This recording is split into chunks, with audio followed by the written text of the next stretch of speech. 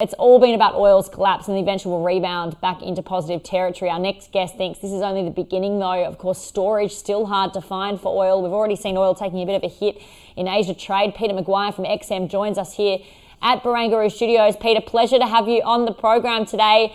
I guess, yes, we saw a bit of a rebound in oil last week, although we're seeing it dip early on this morning in trade. What does this mean for the oil price going forward? Well, it's been a wild week, Ingrid. What we saw last Monday, we spoke together and then we saw it collapse down to minus 40, back up to where it is at the moment, around that $18 or $19 mark for WTI, and then it's off a couple of percent this morning in early trade. So it's going to be volatile. That storyline isn't changing. And of course, the great dilemma, where do you store the stuff?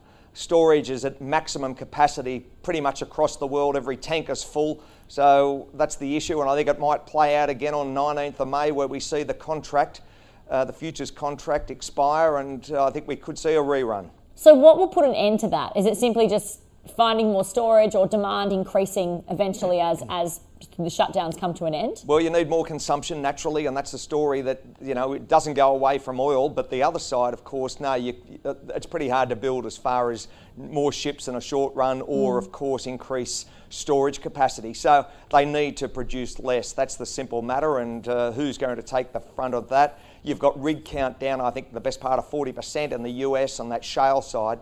And then you're looking at the other producers across the world all having to do the same. So I think it's going to be a tough, hard couple of months for the oil sector. What about some of the majors? Could we see them cut supply and therefore, we know what OPEC's doing, obviously, but what about some of the major companies? Yeah, exactly right. That's the story. That will have to be the only pathway forward.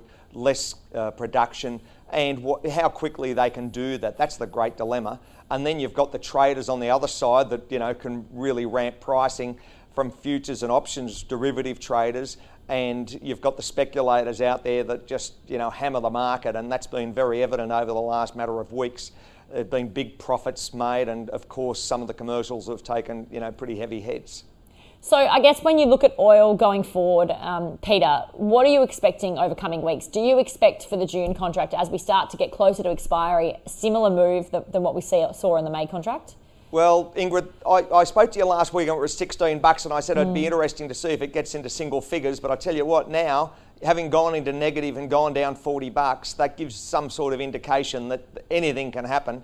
So yes, I wouldn't be surprised. I'm not going to say you're going to hit a minus 40 number, but it could go certainly into negative territory, and you're still only a couple of weeks out, you're 3 weeks out from expiry. So that's the great challenge. Where do traders play in the short run, and what are the geopolitical shocks or other shocks that come in the market over the short run? So if you see dramatic action happen, I'm sure you're going to see those huge volatility swings up and down $5 in a day.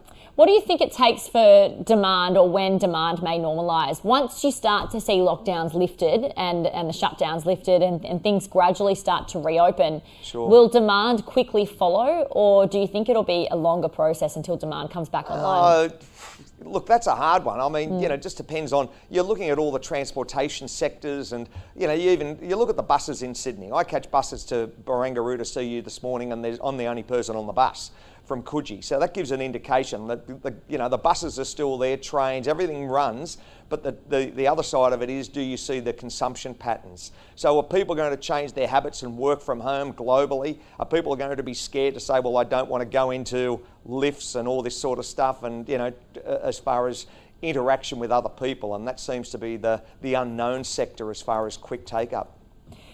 Let's move on from oil for the moment and talk gold, because this is an interesting one. I guess we have seen gains in gold. What does this tell us about the safe haven status and the safe haven play at a time when really things are starting to reopen around the world? I guess, the US is an epicenter, although Donald Trump has been saying that things are starting to reopen. So what does this say about, I guess, that juxtaposition of gold versus things reopening?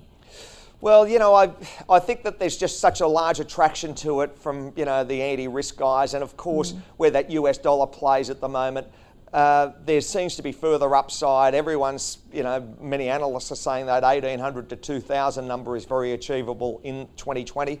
So, it's only got a couple of $100 to get there, and I feel as though the momentum will push it. There's so much uncertainty. It's a perfect recipe for gold, and I think that's the great attraction to it from a trader's perspective. Big volatility again, big swings, and if you're on the right side, you can do extremely well. Many traders trade it for short periods of time. We're conscious of that over a matter of hours because they see large movements. Then you've got the other traders that take longer standing views. So everyone's got their own opinion, but it's certainly a hot market to trade. What about in terms of stimulus that we're seeing out of, well, pretty Japan, much every central bank? How does that impact gold?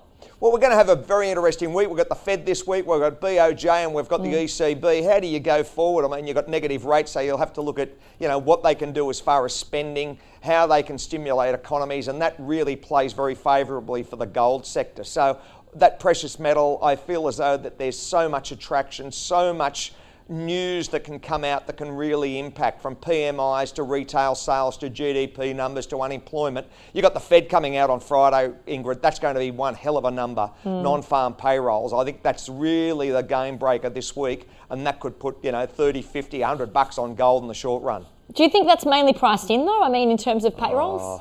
I don't know. I think that number, until you actually see it and you see what the number is, there's still a lot of scepticism. How big is it? It's too hard to forecast. Everyone's got an opinion. You could be out 1 million, 2 million, could be out 4 million. So they're just unheralded sort of numbers that we're going to experience this week. And that's one I think that every trader is going to be awake on, certainly in Asia, Friday night, waiting for that number to drop. And as you say, forecasts are all over the place for that one. So there is a wide range.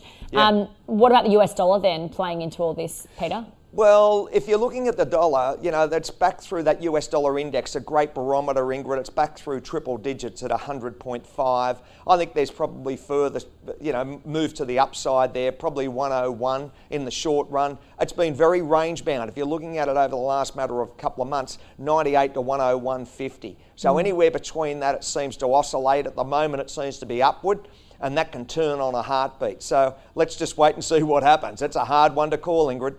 It's interesting because when you look at the commodities, one of the better performing commodities has been iron ore, and I know I think we discussed this on the program last week, particularly as China continues to recover and improve. We're certainly a beneficiary of that here in Australia. Do you expect iron ore to continue that resilience? Has it reached the top, do you think? Or do you think it's going to sort of continue in this tight range? Well, I'll say from a demand picture, I feel as though that there's that increasing demand isn't going away, so that's being bid up as far as price. I think most of the economies in the world, and certainly China is at the forefront of that, as far as they realise what needs to be done from a stimulus sentiment. So I think it's probably not a bad time to be a miner. I'm sure a lot of those big guys are rubbing their hands with glee. They've done very, very well out of this. If you're in oil, you haven't done too well, but if you're in iron ore, it's been a nice sweet spot. Is Dr. Copper reflecting what's going on in the economy? Yeah, not really. I mean, it seems to be, fairly subdued, and it seems to be taking that sentiment as far as oil to some extent. It hasn't broken out, hasn't done anything dramatic to the upside. It's been very, very, pushed very strongly to the downside. So I feel as though until you see some sort of sentiment turn, and that could take that. I think that's the one you need to look at. If you see copper start to really, trend strongly to the upside, then that tells you that there's an economic recovery globally. And until we see that, Ingrid, that might be a little bit of time off. All right. Finally, Aussie dollar, best performing currency last week. Phenomenal. Wow. Can that continue? And is that partly given what we've been talking about with China recovery, us being closest trading partner with China? It's a proxy. Yep. Yeah, I think so. There's a little bit movement to the upside. Our traders are loving that Aussie. It's been a wonderful trade, and I feel as though that momentum will continue. So there's probably a little bit of short-term gain, and just watch what happens to the US dollar this week. Fed, BoJ, and the ECB. It's a big week, Ingrid. Yeah, huge. And as you said, payroll's massive. Peter McGuire, we'll leave it there with you. And oil, we've got to keep an eye on too, but thank you very much. We know you'll be doing that for us. Thank you, Ingrid.